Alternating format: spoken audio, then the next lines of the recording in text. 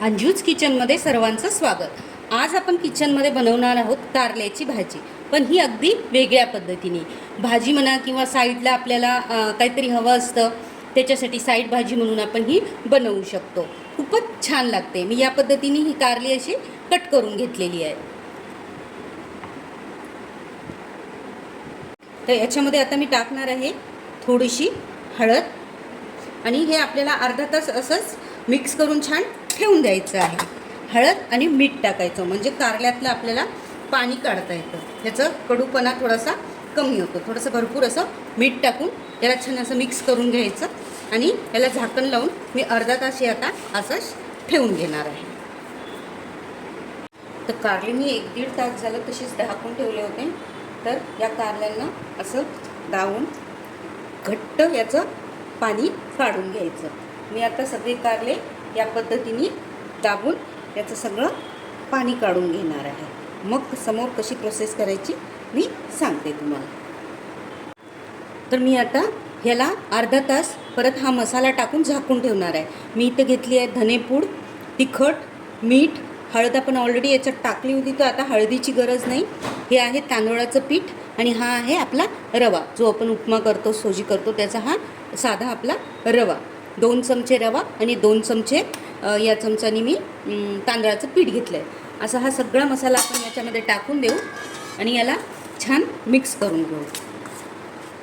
आणि आता परत याला हे सगळं टाकल्यामुळे याला छान मिक्स करायचं असं, आणि परत अर्ध्या तासासाठी झाकून ठेवून द्यायचं।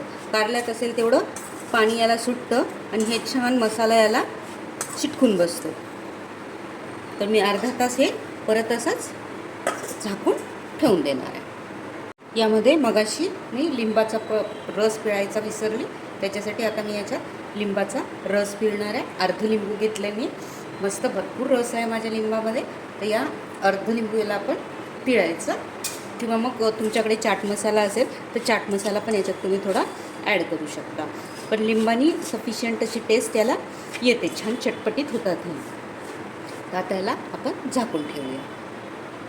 तर हे अर्धा तास झाला आहे, मी याच्यावर सर्व टाकून मसाला असा याला छान पकडून घेतला आहे, चिटकून घेतला आहे। आता आपण मी तेल मांडलं आहे कढईत, थोडंसंच तेल मांडायचं आणि याला डीप फ्राय करून घ्यायचं। तर आता मी हे कढईत टाकून डीप फ्राय करून घेणार। हे असं अलगद वरचं उचलायचं आणि हे कढईमध्ये टाकायचं। जेवढे मावतील तेवढे आपण या कढईत टाकूया।